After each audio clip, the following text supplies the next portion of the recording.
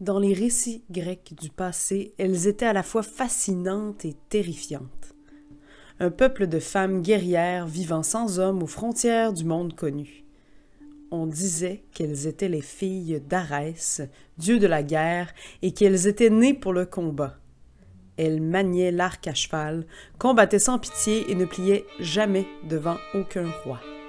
Pandésilée, leur reine, a combattu à Troie contre Achille. Hippolyte a défié Héraclès lui-même. Mais pour les Grecs, elles étaient plus qu'un simple ennemi. Elles représentaient un monde à l'envers, un monde où les femmes refusaient d'être soumises, un monde où l'ordre naturel, celui des dieux et des hommes, était remis en question. Alors on en a fait des mythes, des contes de guerre, de peur et de fascination. Et pourtant, derrière les légendes, il y avait peut-être une part de vérité. Aujourd'hui, l'archéologie nous montre que des femmes guerrières ont bel et bien existé dans les steppes d'Eurasie, à l'est de la Grèce. Ce que les Grecs prenaient pour une légende était peut-être l'écho d'une réalité lointaine. Et bienvenue, bonjour tout le monde, bienvenue à cette pleine lune de juin. Comment ça va toi, Sabrina? Ça va, très occupé. Le mois de juin, pour les gens qui connaissent ma job dans la vie, je suis quelqu'un qui fait de l'animation, du théâtre de rue. Alors, vous pouvez peut-être me voir déambuler quelque part entre Québec et Montréal pour jouer des personnages ambulants. Et ça va bon train, c'est bien. Mais c'est un gros Le mois. mois de juin est particulièrement mobilisant, je pense. Oui, absolument. Comment Fait ça que, donc? ben, il y a plus de festivals, il y a des fêtes, il y a plein de choses. Fait que juin, juillet, c'est des grosses périodes d'animation. Fait que je travaille beaucoup. Mais ça Hein? va bien, je suis très contente d'être là. J'admire ton courage de poursuivre malgré la difficulté. On va se le dire, Sabrina, t'es une guerrière. Ah, puis ça, on va faire du pas sur le sujet du jour, Et là. que oui, parce que t'es une Amazone. Ouais.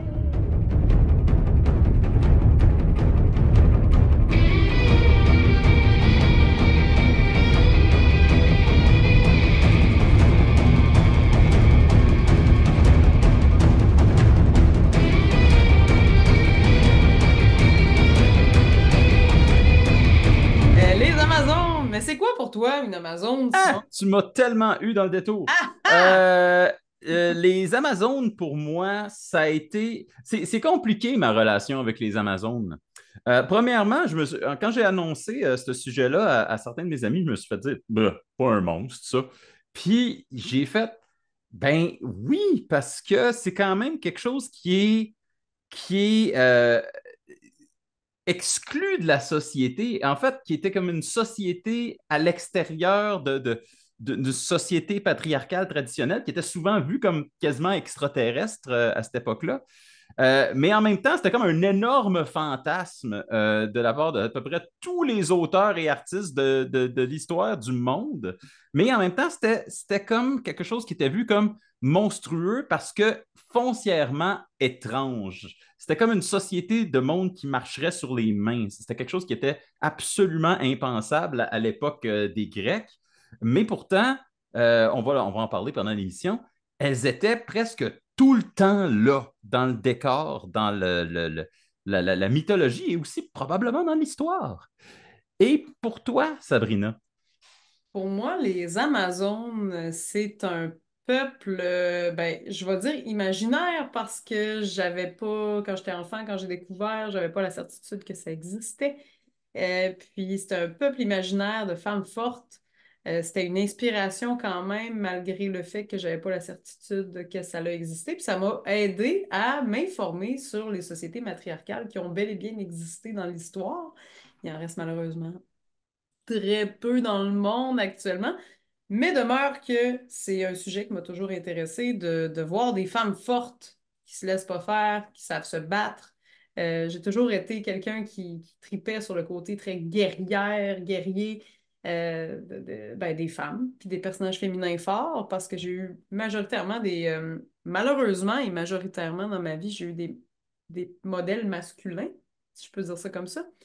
Puis on dirait que quand j'ai découvert que les Amazones, ça existait dans les films, dans les séries, dans les bandes dessinées, j'étais, ah ouais, comment ça, on n'a pas de femmes guerrières autant? Parce que aussi, à l'époque, dans l'histoire, ils parlent très peu des femmes qui savent se battre. Donc, je me sentais du mauvais bord des rôles genrés jusqu'à un certain point. Hmm. Moi, j'étais celle qui voulait se battre, qui voulait y aller, qui aurait aimé qu'il y ait des sociétés matriarcales, ou du moins qu'il y ait plus de femmes fortes autour de moi dans les modèles, dans les dessins animés. Parce que souvent, dans les séries, dans les films, dans les dessins animés, les BD, c'est surtout des héros masculins. Puis on dirait que je voyais le potentiel d'héroïnes fortes puis guerrières, puis que ça m'a comme donné soif de ça. Ça fait-tu du sens? Hey, grosse explication trop longue, hein? Mais Désolée. mais c'est très élaboré. C'est très bien.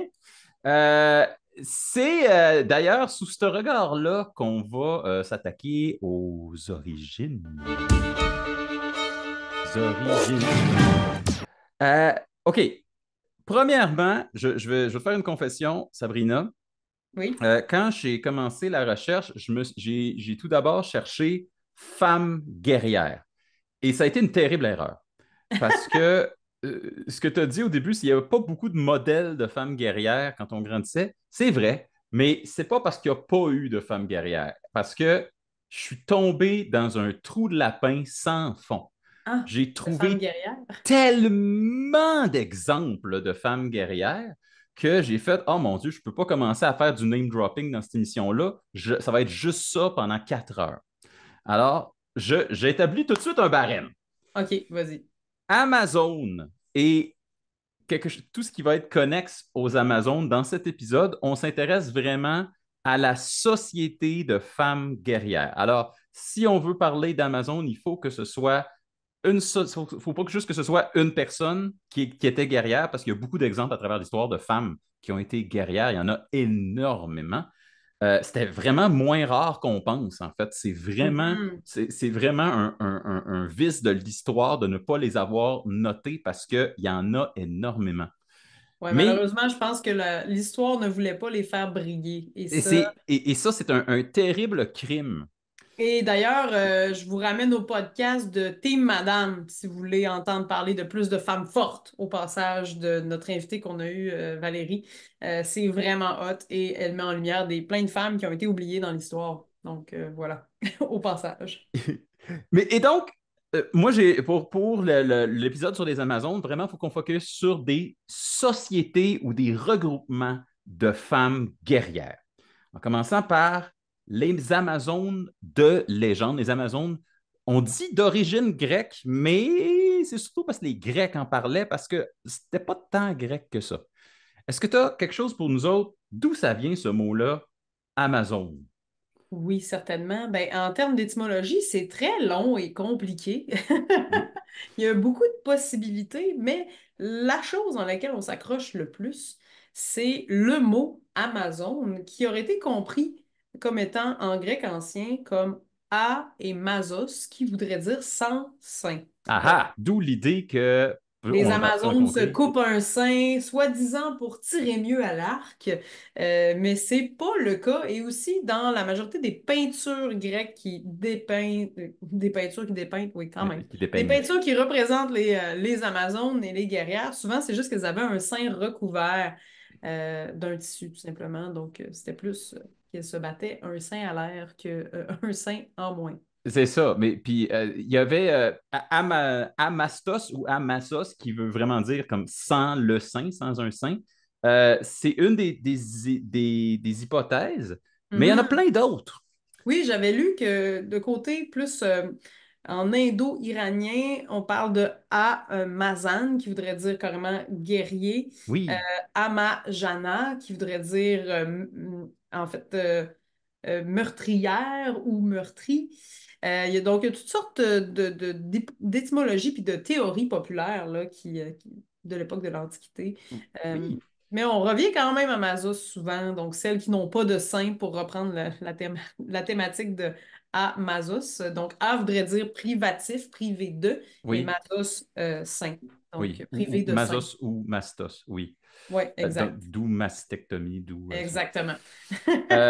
J'ai aussi ici Néméionos, qui était du proto-grec, avant même le grec ancien, qui aurait voulu dire sans mari ou sans homme.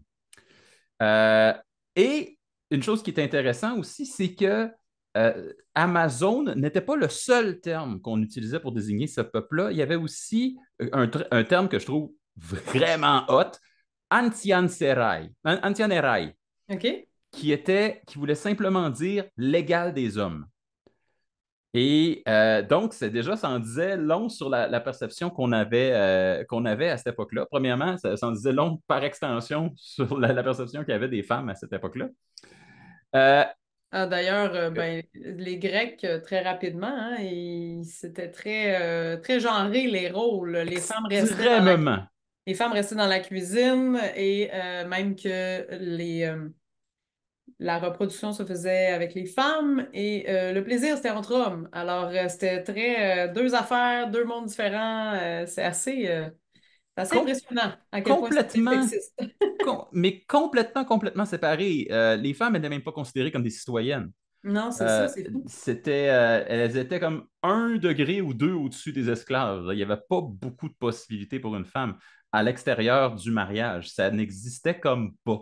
Et c'est pour ça que les Amazones étaient perçues comme quelque chose de complètement étranger, quelque chose de complètement extraterrestre, une espèce de race fabuleuse, un monstre, littéralement.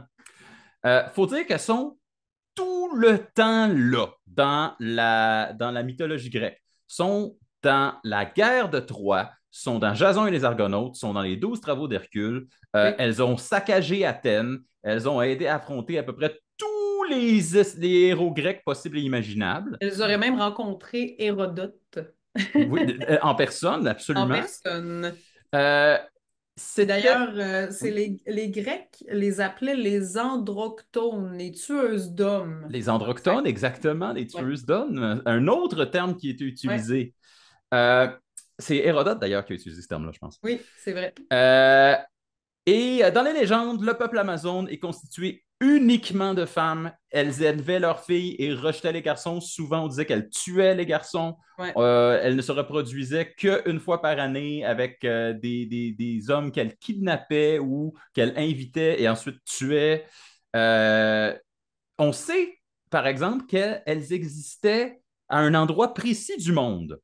On sait que selon les Grecs, elles étaient autour de la mer Noire, dans une place qui s'appelait Témiskir, qui est au nord de la Turquie actuelle, au nord de l'Anatolie, euh, En Asie mineure, dans ce en Asie coin. mineure, exactement, au nord de la Turquie, Oui. le long du fleuve Thermodon, le terme aujourd'hui. Et Mm. la capitale était Témiskir, donc, et c'est de là on pouvait retrouver les Amazones qui, dans les représentations plus anciennes des Grecs, étaient vraiment comme habillées avec des armures, des armes grecques, mais étaient femmes avec armure et armes grecques. Et plus les représentations avancent, plus on voit des choses des objets qui ne sont pas typiquement grecs, qui sont d'une autre nature.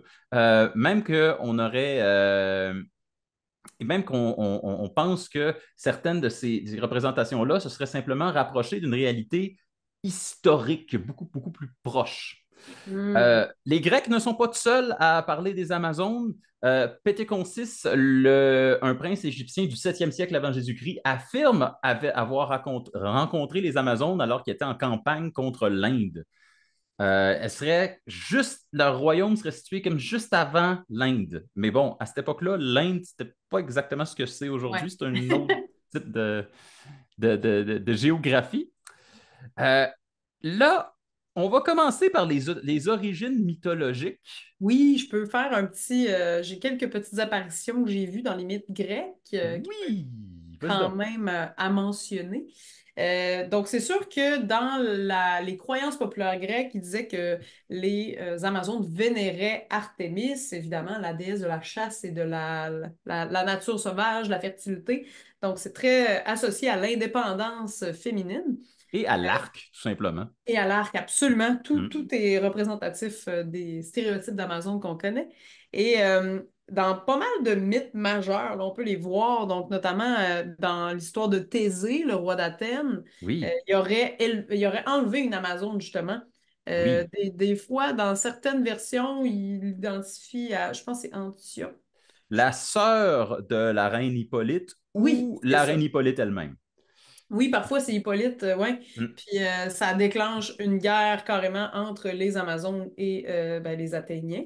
Oui, Il y a dans le mythe aussi de Pentésilée, oui. qui est une autre reine qui aurait combattu là, férocement à Troie, qui aurait finalement malheureusement péri sous la lame d'Achille, qui serait tombé en amour avec elle en la voyant mourir. Super tragique. Ben oui, parce Grec. que, tu sais, Il y a le des monde se. tragédies en Grèce. Mais c'est pas juste des tragédies, c'est vraiment comme un soap, là. C'est comme le Ah, monde tombe vraiment. en amour et se tue en même temps, tu sais. Il y a C'est tout le vraiment. temps ça. C'est Mm. quand même drôle. C'est comme les plus vieux soaps du monde quand on voit ça. Et bien sûr, dans Héraclès, donc Hercule, ben, dans ses 12 travaux, il devait récupérer la ceinture de la reine Hippolyte, donc reine des Amazones, dans un de ses 12 travaux. Donc, voilà. Oui. Et selon laquelle version vous racontez, soit il l'a charmé, soit il l'a tué, soit C'est il a ça. négocié avec. Ça dépend à quel point l'auteur qui en parle est sympathique à la cause des femmes, en fait. Mhm. Il y a beaucoup, beaucoup de ça dans les origines mythologiques des Amazones. Tu as donné le nom le plus connu de toutes les Amazones, c'est la reine Hippolyte. C'est celle qui Mhm. a fait le plus d'affaires, mais il y en a beaucoup d'autres. Tu as Oui. nommé aussi Pentésilée, qui était la reine qui était à Troie, qui se battait du côté des Troyens. Techniquement, la première reine amazone serait Otrera, qui Mhm. serait la fille du dieu Arès et de la nymphe Harmonia. Donc, Ah, c'était wow. une demi-déesse en soi. Euh, les Amazones, donc, s'étaient battues du côté de Troie, on en a parlé. Après que Antiope a été enlevé par Thésée, les Amazones n'ont pas pris ça, puis ils ont saccagé Athènes et les alentours, j'allais dire Mhm. Rome, Athènes et les alentours. Euh, elles étaient tellement mythologiquement importantes que même Alexandre le Grand s'était mis en tête d'en rencontrer et de conquérir leur royaume. Mais selon Plutarque, euh, Alexandre n'aurait jamais conquis les Amazones, pas simplement parce qu'il aurait rencontré leur reine. Et la reine a dit, si tu nous tues, tu vas être l'empereur qui va avoir tué des femmes. Et si on te tue, tu vas être l'empereur qui va avoir été tué par des femmes. Il n'y a aucune de ces affaires-là que tu veux. Wow. Fait que c'est, c'est, Bon jeu psychologique quand même. c'est la game avec Alexandre le Grand. Mhm. Il y en avait aussi, paraît-il, à l'époque des Romains. Et on parle le Philostrate, l'historien romain, parle des Mysiennes, des cavalières qui tiraient à l'arc juste au nord de l'Italie, donc très très proche de Rome. Et la dernière dont je veux parler, c'est le poète Diodore. Parle de la reine Myrine, la sœur et sa sœur Méthylène, qui aurait conquis une partie de l'archipel grec, dont, ben, sans surprise pour personne, l'île de Lesbos, dont la capitale aujourd'hui est Ah. Méthylène. Je veux parler d'une couple de légendes qui entourent les Amazones elles-mêmes, juste quelques-unes. Tu as parlé déjà du fait que le saint droit, c'est plus dans la mythologie. Et Euh, c'est une croyance populaire, c'est mais plus une c'est croyance absolument pas populaire. Ouais. fondé. C'est pas vraiment nulle part dans la mythologie. Mais C'est ça plus. viendrait d'une fausse interprétation étymologique, en fait, Mhm. dont C'est le... l'historien romain Marcus Justin Exact. qui aurait lancé l'idée à partir de ses propres élucubrations, même si on les représente toujours avec deux seins. Il y a aussi l'idée des tueuses d'hommes, les androchtones, comme disait Hérodote, ou encore les androlétaires. Euh, et même, il y a Achille qui les appelle les Styganors. Littéralement, ça veut dire celles qui détestent les hommes. Euh, C'est et classique, hein? Si on est indépendante, automatiquement, on est haineux. ben, ça semblait, tu sais, ça va de différents niveaux de haine. Je veux dire, Euh, tes amis qui disaient que les Amazones, c'est pas des monstres, là, je veux dire, si c'est une femme qui se démarque, ça peut être vu comme un monstre par Ben, l'histoire. c'est un peu ça mon angle à soir. Oui, J'ai oh, comme oui, je comprends. l'impression que pour bien du monde, puis il y avait beaucoup comme je dis, une espèce de va-et-vient, surtout chez les Grecs, entre considérer que c'était monstrueux ou une espèce de peuple fabuleux, presque idyllique. Il y avait beaucoup de va-et-vient entre ces deux-là. Euh, Sauf que bien sûr, la plupart des mythologies qui entouraient les Amazones ne les traitaient pas du tout comme des tueuses d'hommes ou encore des gens qui détestaient les hommes. C'était vraiment un peuple qui, dans certaines versions de la légende, traitait avec des tribus qui, elles, étaient exclusivement masculines autour de leur territoire, puis qui gardaient les filles, renvoyaient les hommes chez eux, puis leur donnaient les petits. Mm. Gardaient les petites, donnaient les petits. Oui, Fait qu'il y avait une espèce d'échange de même. Euh, il y a d'autres, et c'est pour ça que j'ai fait le disclaimer au début, il y a d'autres femmes guerrières historiques. Il y a d'abord, il faut que je donne à Xena ce qui appartient à Xena. oui. Il y a un nombre incalculable de princesses guerrières. Je dis princesse guerrière car c'est ça l'archétype qui vient le plus souvent. C'est rarement une femme qui part de rien et qui devient une méga killer de ses propres armes. C'est souvent une fille de noble ou une fille ou une femme de noble qui devient une princesse guerrière.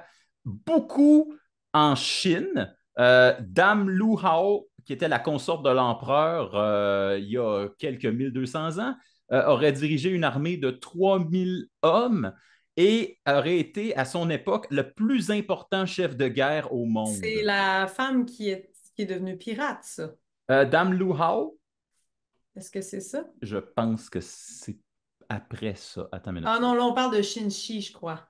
Oui. Excuse-moi, je confonds deux badass. C'est vraiment des femmes fortes. Mais on peut parler de Shinchi parce que des piratesses, il y en a énormément. Des Anne Bonny et d'autres dames pirates de ce monde, ça compte, ça pourrait compter comme des Amazones. Absolument. Euh, dans le nouvel empire assyrien, il y avait Sémiramis, qui était une des rares femmes ayant trôné sur tout un royaume, qui avait pour doctrine principale qu'il ne peut pas y avoir une femme seule, sans mari, sur le trône. Elle l'a fait. Ah ouais, wow. Oui, mais moi j'ai dit au début, on ne peut pas parler des femmes seules parce que on n'en finira jamais. Alors je veux nommer, juste avant qu'on passe à la science, je veux nommer des groupes de femmes guerrières. Je commence au Japon avec les Onamusha, qui étaient des bushi, donc de la classe samouraï, de la classe guerrière, et qui étaient entraînés au combat et qui avaient vraiment, vraiment et dont le profil et les talents ont été représentés dans nombre de murailles et de dessins des grands combats. La plus célèbre, l'une des plus célèbres, mais sans doute la plus célèbre parce qu'elle a inventé un art de combat au complet, c'est Tomoe Gozen. Tomoe Gozen qui a popularisé l'usage de la naginata, l'arme de très longue lance avec une lame au bout. Oui, Euh, Naginata, je crois qu'on dit oui, oui, pardon, naginata. il n'y a pas de problème. Euh, et qui a été l'une des guerrières les plus influentes du Japon. Il y a aussi eu, plus tard dans l'histoire japonaise, les Ikedasen, qui étaient les arquebusières, les flingueuses, des personnes qui transportaient des versions primitives, des versions primaires des mousquets. Oui, tout à fait. Et il y Et aurait eu aussi des femmes samouraïs, carrément. oui, ben, c'est Une. ça. Et en fait, Donc, les bushis, c'était les femmes des samouraïs qui apprenaient aussi à se battre au même titre que leur mari, mais il y a eu des femmes qui ont vraiment eu le rôle de samouraï. mais le terme onamusha, ça veut vraiment dire ça. Ça veut dire femme samouraï, femme Ah, super. guerrière. Génial. Euh, le- je peux pas taire l'importance quasiment aussi légendaire que les Amazones elles-mêmes des porteuses de boucliers chez les Vikings. Ah oui, ben oui. Il y avait beaucoup de femmes guerrières chez les Vikings. C'était un Absolument titre. presque autant que d'hommes, en fait. Oui, et certaines sont passées à la légende. Le personnage de Lagertha n'a pas été inventé pour la série Vikings. C'est une vraie personne qui a vraiment existé. Euh, et l'art des sœurs de bouclier, les Shield Maidens, c'était quoi? C'était elles qui étaient au bouclier pendant que l'homme était à la lance, ou quelquefois étaient boucliers entre elles. Il y avait la légende les Eddas, il y a des légendes de deux sœurs qui se protégeaient mutuellement, chacun dos à dos, un bouclier à l'autre. Ok. Euh, donc, ça, c'était un titre, donc c'était une catégorie de femmes. Il y a Ouais. également énormément de tribus d'Afrique ou de royaumes d'Afrique, parce que n'allez pas croire que l'Afrique, c'était tout le temps des tribus isolées dans des huttes. Il y a eu des énormes royaumes en Afrique qui utilisaient souvent des contingents de femmes comme guerriers. C'était le cas chez les lingères, pardon, les linguères du Sénégal, de l'ancien royaume de Kayar, maintenant appelé Sénégal, qui étaient des femmes nobles qui allaient protéger la nation en revêtant les armes. Chez les Zoulous, il y avait des régiments entièrement peuplés de jeunes femmes non mariées qui s'en allaient, qui disent nous sommes des hommes tant que nous portons la lance. Donc, c'est quelque chose qui était très, très, très répandu. Puis aussi au Bénin, j'ai lu qu'il y avait en Afrique de l'Ouest des Amazones du Dahomey. Donc, c'est un groupe de femmes qui était une unité militaire entièrement féminine qui servait de garde personnelle au roi, mais quand On, même on, participait vraiment au combat là, tout le temps. on pense que ces femmes-là auraient inspiré les Dora Milaje dans Black Panther, Oh, wow! les Amazones du Dahomey. Ils sont incroyables d'ailleurs. Et la dernière catégorie à travers le monde des Amazones, ben c'est sans doute, par extension, ça devient les Amazones les plus connues de l'histoire, car c'est celles qui donnèrent leur nom au fleuve Amazon en Amérique du Sud. Euh, le fleuve lui-même, parce que je suis allé chercher une petite question, pourquoi est-ce que le fleuve Amazon s'appelle Amazon, lui qui est si loin de la Grèce? Hey, c'est Euh, une bonne question, ça. alors, ben, le fleuve Amazon, le nom du fleuve provient de l'explorateur espagnol Francisco de Orellana, qui fut tué en remontant le fleuve en essayant de trouver quoi d'autre? Les cités d'or. Ah, ben, encore un autre qui s'est trompé de coin. Comme le Mais blé c'est d'Inde, là. C'est pas ça, c'est du maïs. Mais pourtant, son voyage est probablement à l'origine de toute cette histoire d'Eldorado-là. Ah, Il s'en allait vraiment là pour trouver les pays, qu'on disait, pavés d'or et de pierres précieuses. Il serait tombé sur des tribus, plusieurs tribus, où on en dénombre au moins 70, où les femmes était chasseresse et c'était elle qui s'occupait de la défense du village. Il serait tombé là-dessus et il en serait mort. Et c'est pour ça, parce que des gens de son expédition ont dit on a été attaqué par des femmes guerrières, que le fleuve au complet aurait été baptisé le fleuve des Amazones. Et c'est pour ça que le fleuve s'appelle ainsi aujourd'hui. hey, Donc, by the way, là, j'aimerais adresser quelque chose qui est un petit peu une aparté. Mais je me vas-y. posais la question à quel point on peut dire le mot tribu aujourd'hui. Puis je suis allée googler la définition de tribu parce que ça m'amène dans l'étymologie. Puis ça viendrait de l'origine des divisions du peuple romain. Donc, Ouais, ce serait à l'origine trois tribus romaines. Puis le nombre aurait augmenté. Fait que le terme tribu a commencé à être utilisé après pour désigner des groupes sociaux puis politiques de d'autres sociétés, OK. dont des sociétés pré-industrielles. Fait que juste au cas où, parce que je me demandais si c'était comme péjoratif d'utiliser le terme tribu, ça semble correct pour n'importe quel groupe culturel.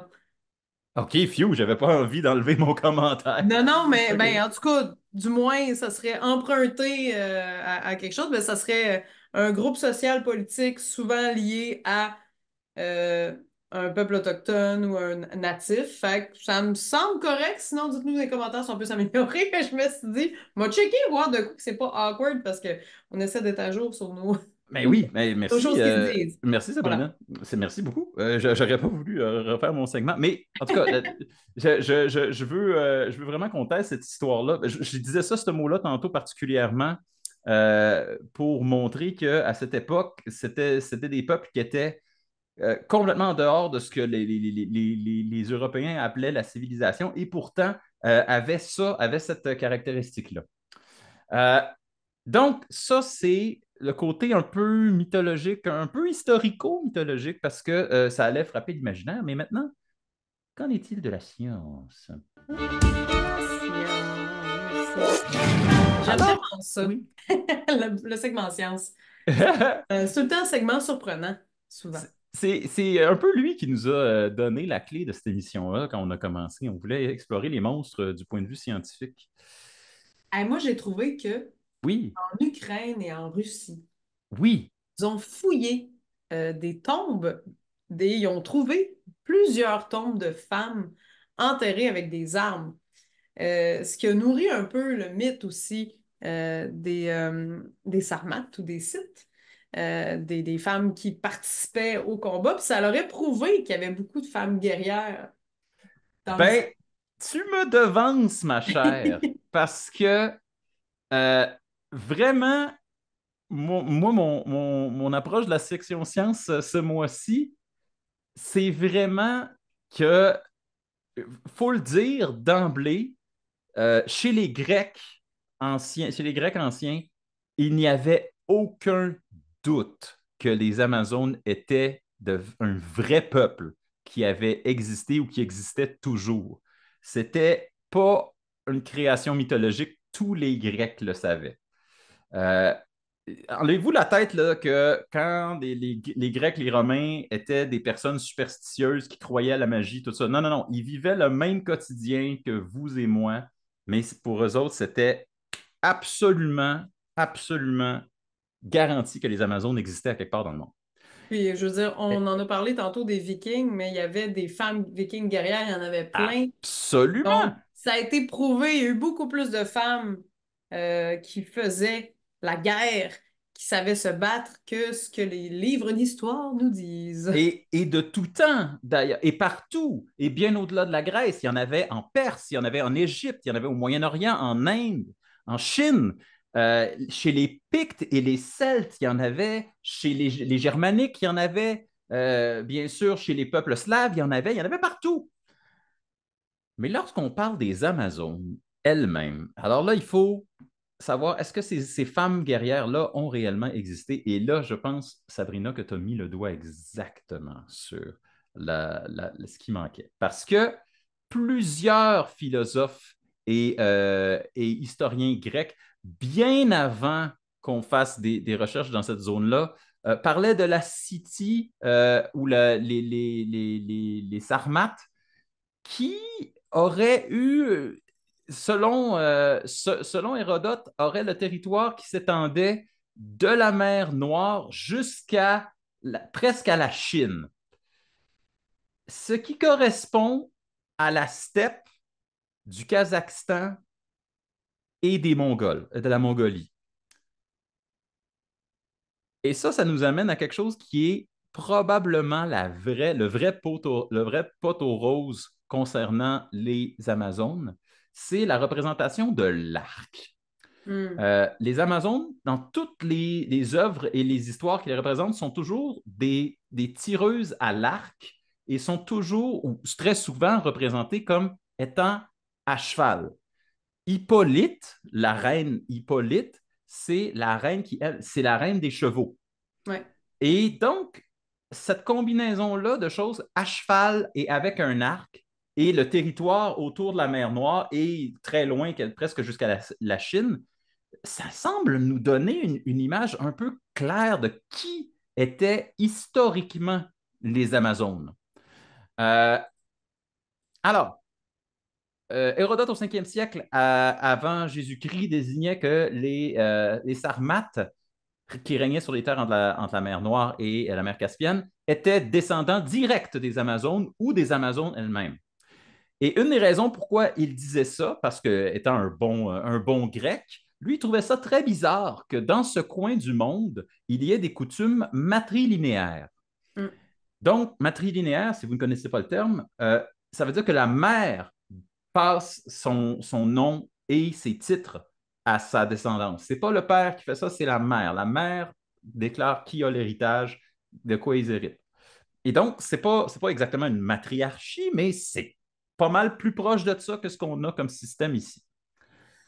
Lui, ça l'a beaucoup surpris et il a dit, ben, c'est sûr que avec tout ce que je sais de ces peuples-là, ça ressemble à ce qu'on sait des Amazones. Et plus récemment, la découverte des tombes dont tu as parlé, c'est en 2019. Des tombes, et pas juste des tombes, mais littéralement pas des caveaux, ça, mais des nécropoles de uniquement des femmes de différentes générations qui semblent appartenir à la même famille, une espèce de tombe collective, toutes des guerrières, toutes enterrées avec des armes et toutes enterrées avec des coiffes dorées, des espèces de casques euh, dorés qui ressemblent vraiment bizarrement à ce qui était représenté sur l'art des Grecs à la fin. Je t'ai dit, plus on avance dans l'art grec, plus l'art commence à ressembler à quelque chose qui n'est pas grec. Ces coiffes-là sont vivement représentées. Donc, il semblerait que ce soit vraiment la tombe des Amazones. Et pourquoi, dans ce coin-là du monde, il y avait des Amazones? Qu'est-ce qui fait que c'était des Amazones? L'arc et le cheval. Beaucoup, si vous regardez même les cultures nomades, les peuples nomades encore aujourd'hui, où le cheval et le tir à l'arc sont excessivement populaires, euh, ces peuplades-là ont inventé il y a très longtemps l'arc recourbé. L'arc recourbé, qui est un petit arc qui est très court, mais qui a énormément de force parce qu'il est courbé dans les deux sens. Donc, il y a plus de tension qu'un arc normal. C'était l'arc qui permettait aux Mongols de tirer à dos de cheval. Si vous avez un guerrier ou une guerrière qui a un arc comme ça et un cheval, vraiment, il n'y a aucune différence si c'est un homme, si c'est une femme, ça va être tout aussi létal. Et ça fait en sorte que probablement que les femmes ont absolument euh, été des guerrières impitoyables. Sinon, au même niveau que les hommes, probablement même plus haut que les hommes, parce que c'était des peuples nomades et elles avaient besoin de traîner leur famille, elles avaient besoin de traîner leurs enfants et les tentes et tout le kit. Et il y avait besoin de temps d'avoir quelqu'un qui garde la caravane, des archères sur le bord qui, elles, s'occupent de sniper les envahisseurs, sniper quelqu'un qui voudrait les attaquer. Ce serait probablement ça, les véritables Amazones. Du moins, c'est La preuve de leur l'explication. Ce existence. serait l'explication historique la plus proche de ça. Wow! Génial. Donc, si vous imaginez les Amazones telles qu'elles ont réellement existé, vous feriez peut-être bien de vous intéresser à la culture des nomades en Mongolie puis au Kazakhstan. Ça pourrait ressembler pas mal plus à ça. Très chouette. Mais bien sûr, aussi, les Amazones, c'est de la culture. On peut pas passer sous silence les personnages qui ont été fortement inspirés des Amazones. On Aucune parle... nous. Ben, l'exemple flagrant, c'est Wonder Woman, bien sûr. Wonder Woman, la princesse Diana, fille directe de la reine Hippolyte. Absolument. Elle est inscrite dans la légende au même titre que les autres divinités grecques. Dans les BD, dans les films, vous voyez les Amazones et eux autres sont sur l'île de Témiskyre, même si à l'époque c'était on disait que c'était la capitale sur les bords du fleuve Terme. Euh, la reine Hippolyte elle-même apparaît à plusieurs places. On la retrouve entre autres dans Songe d'une nuit d'été de William Shakespeare. Et on retrouve certaines Amazones, même dans Astérix. Si vous avez lu le Astérix et le Griffon, Astérix visite les Sarmates, parmi lesquels figurent des Amazones. Donc, ça, il faut dire, c'est un des plus récents. Donc, c'est peut-être un peu plus. Peut-être qu'il y en a des gens qui vont dire que c'est pas des vrais Astérix, ça compte pas. OK, mais il faut d'abord savoir que même en Grèce antique, il y avait déjà de l'art qui entourait les Amazones. Il y en avait énormément. Il y avait bien sûr les représentations sur les vases, il y avait les cariatides, les statues slash poutres qui tenaient les temples, qui en avaient en forme et en représentation d'Amazones. On retrouve des Amazones sur le Parthénon à Athènes. Et on retrouve, et ça, j'ai trouvé ça absolument complètement charmant, on retrouve des petites poupées qui étaient des Ah, jouets pour les petites filles qui étaient des Amazones, avec des arcs puis des flèches.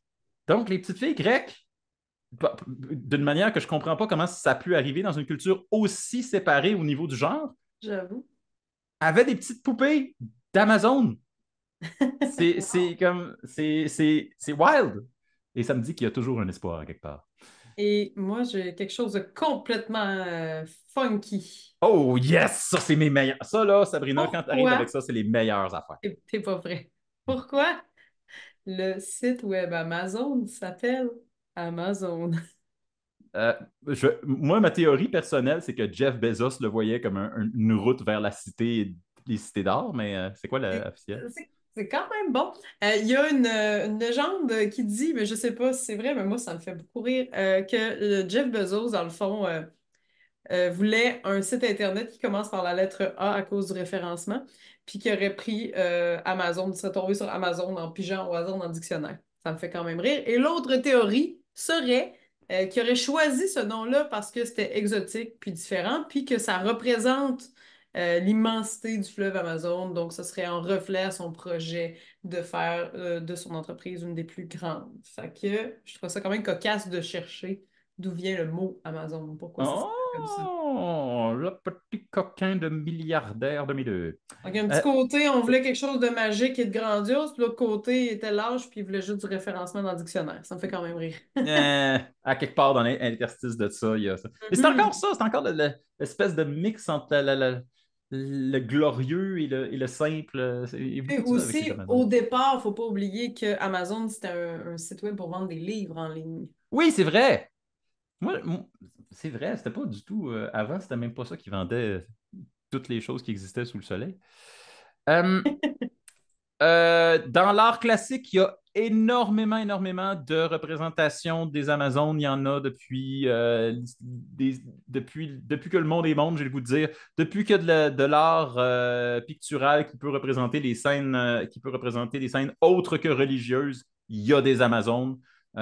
Voir que les artistes n'ont pas envie de représenter des femmes nues à cheval avec des arcs, c'est comme clairement, c'était Des comme femmes leur sujet. fortes. C'est très fétichisé, en fait, comme pas mal tous les personnages féminins qui existent, en fait. Ben, OK. Je, hey, on n'est pas supposé de faire ça, mais là, tu as mis le doigt dessus Vas-y, et vas-y, je veux ton opinion en tant que femme forte toi-même. vas-y. Le personnage de Wonder Woman, sexiste ou non? Ça dépend.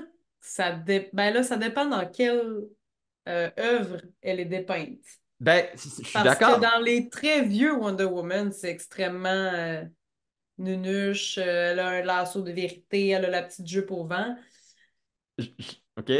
Pas toutes les versions qui la dépeignent comme une guerrière forte. Je pense que les versions plus récentes ont fait un peu plus attention, mais de manière générale, je trouve que si on regarde euh, tout ce qui est DC Marvel, les personnages féminins sont beaucoup sexualisés, pas mal plus que montrés comme des personnages très forts. Là, j'entends le public crier au loin. Il y en a des personnages forts, là, absolument, mais c'est toujours vu dans l'œil d'un homme qui fantasme peut-être un peu sur les super-héros. Parce que, OK, C'est délicat. C'est délicat. j'accepte ta réponse, mais moi, Vas-y donc, oui. je danse énormément autour de ce concept-là parce que tu as absolument, totalement raison. Et tant qu'un artiste représente une femme comme l'objet du désir, c'est sûr que c'est sûr qu'il y a quelque chose de sexiste, mais Tu sais, quand tu regardes dans les jeux vidéo, là, toutes les femmes guerrières, là, bon, justement, quasiment fantastiques, fantaisistes, là. Mettons, on imagine une Amazone, on va l'imaginer en petite tenue. Si elle a une armure, c'est un bikini en chainmail.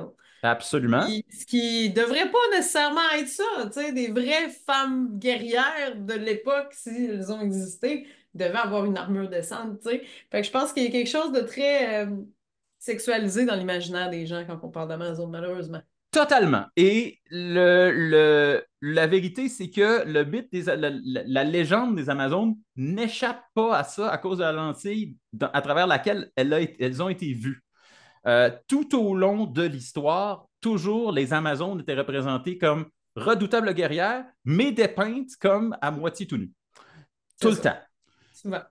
Et ça, c'est la dualité de ces personnages-là qui rend ça très difficile à évaluer d'un point de vue comme féministe. C'est comme, sont-elles féministes? Ne sont-elles En pas fait, féministes? Et là, le, j'ai un paquet d'exemples des deux.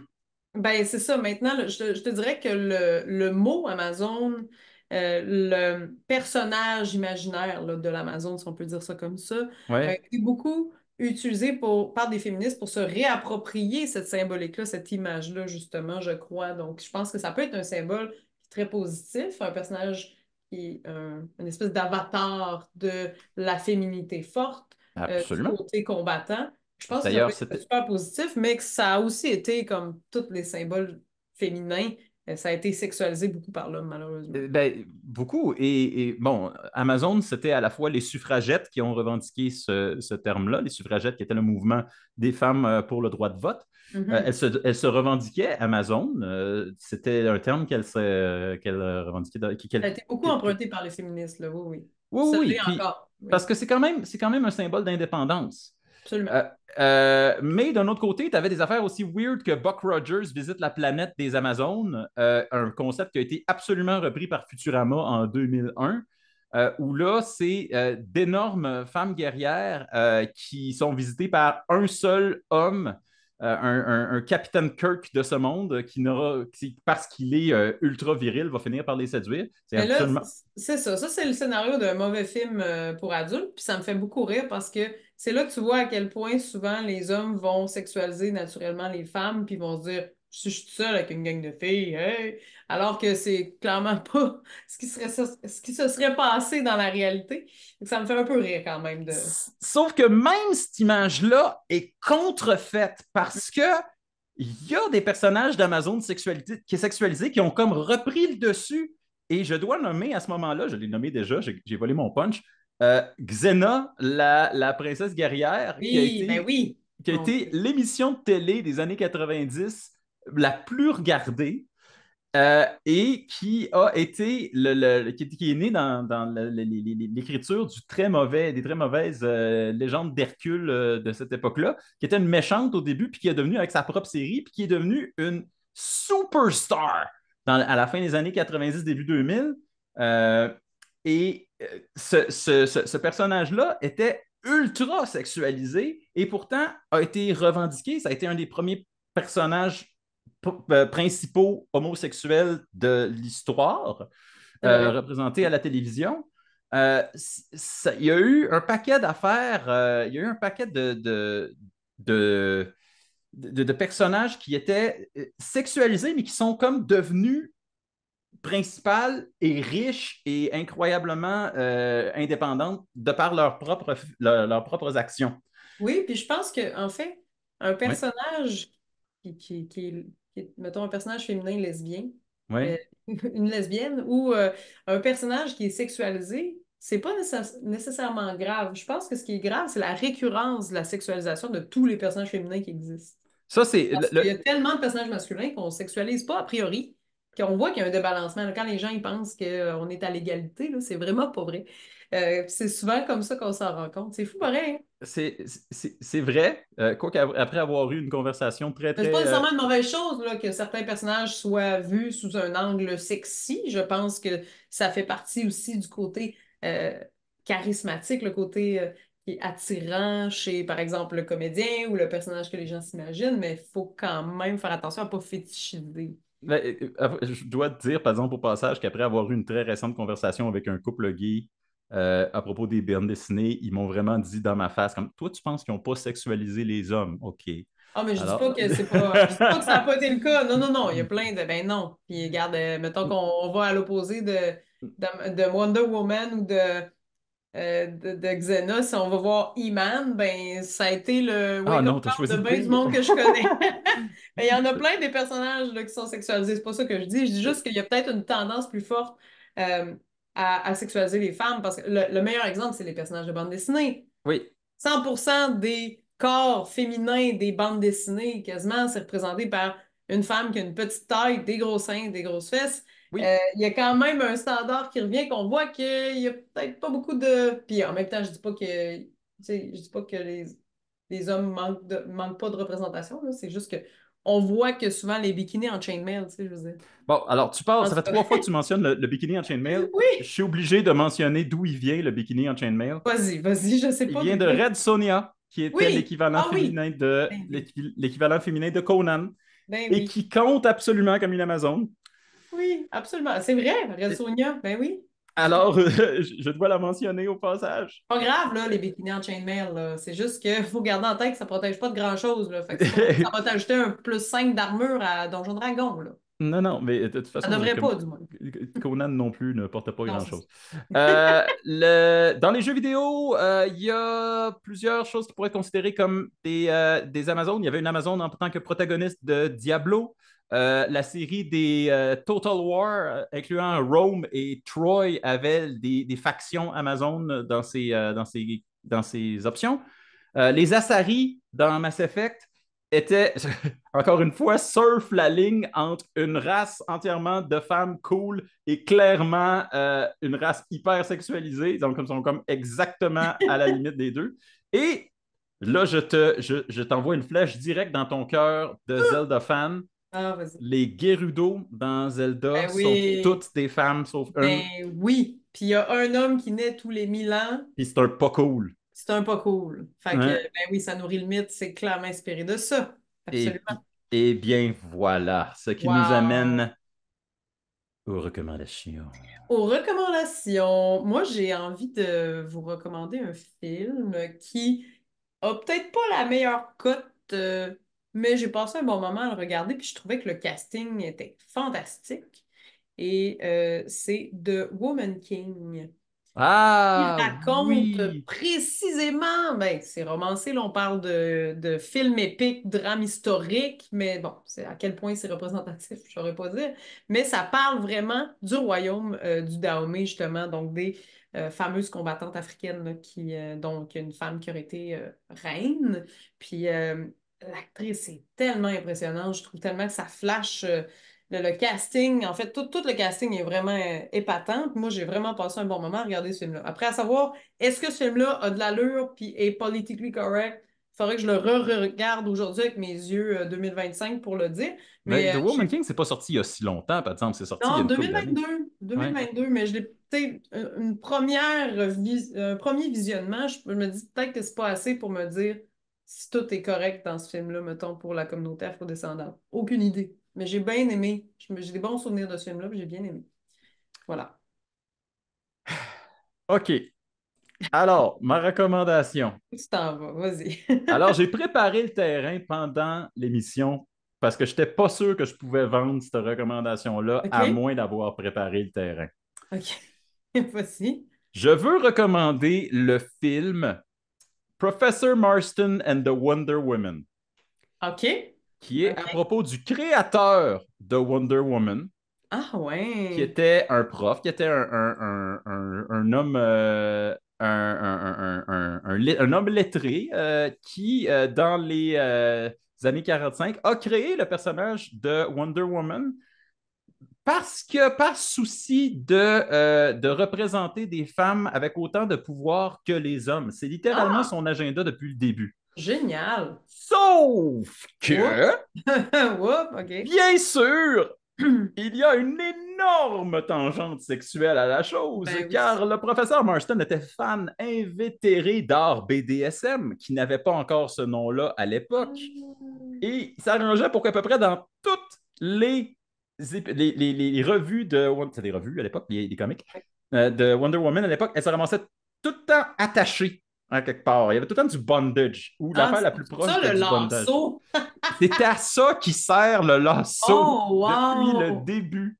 Hein? Ah, mais c'est intéressant. Par contre, je serais intéressée à voir l'origine et tout ça, là, mais ça explique tellement d'affaires, les bottes rouges aussi. Sauf que, en plus, le professeur Marston était en couple avec deux femmes qui étaient Hein? elles-mêmes en couple l'une avec l'autre. Il était un polyamoureux et lorsque ça, et ça Oh. existait pas ça à l'époque. Ben, Et ça là, existait peut-être, mais ça devait être il n'y avait ultra pas de nom. caché. Il n'y avait pas de Ouais, c'est nom ça. pour Faut pas ça. dire que ça existait pas, Il n'y avait mais juste pas de nom. c'était pas, ouais, c'est ça. Il n'y avait pas de nom. OK, je Et comprends. donc, et ces deux femmes-là ont continué à être en couple ensemble après que lui soit mort. Et Wow! en plus, il a été accusé de fétichisme, de pervertir la jeunesse avec le personnage de Wonder Woman. Fait que la raison pourquoi je te posais la question tantôt, est-ce que Wonder Woman est sexiste ou non, c'est parce que honnêtement, la question est vraiment compliquée. C'est vrai.